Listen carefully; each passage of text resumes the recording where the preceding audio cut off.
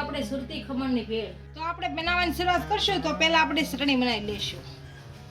આ લીલા ધાણાની ચટણી બનાવશું. પહેલા ધાણા નાખીશું, આ પુદીનાના પાન નાખીશું, 3 મરચી નાખીશું, 4-5 લસણની કળી નાખીશું, કાળું નમક નાખીશું, મીઠું નાખીશું અને થોડુંક લીંબુ નીસોશું.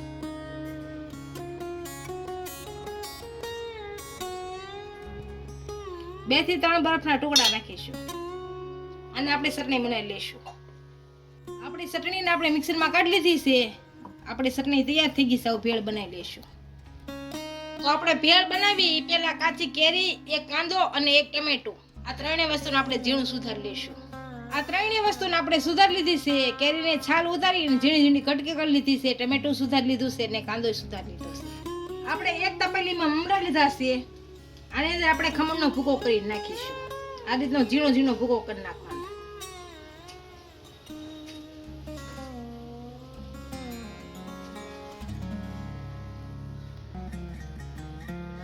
હવે આની અંદર આપણે કાપેલા કાંદા, ટમાટર અને કેરી નાખીશું.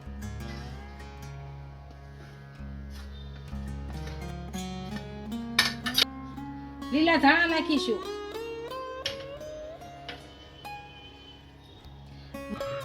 મસાલા ચણાની દાળ નાખીશું. જીરા પાવડર નાખીશું. મીઠું નાખીશું. ચાટ મસાલો નાખીશું. હવે આની અંદર આપણે 2 ચમચી આંબલી ને ગોળની ચટણી નાખીશું.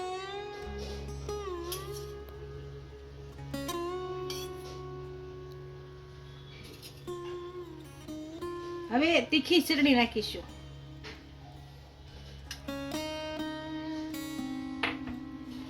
અડધો ફાડો લીંબુનો રસ નાખીશું.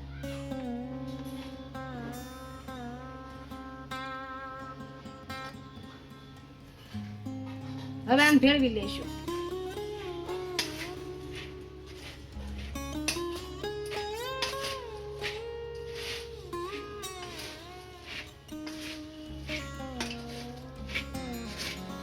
આ બધી વસ્તુને આપણે સારી રીતના ભેળવી લીધી છે અને આ બધી ભળી ગઈ છે. અને એક ડીશમાં સર્વ કરી લઈશું. આપણે સુરતી ખમણની ભેળ તૈયાર થઈ ગઈ છે. એને એક ડીશમાં સર્વ કરી લઈશું.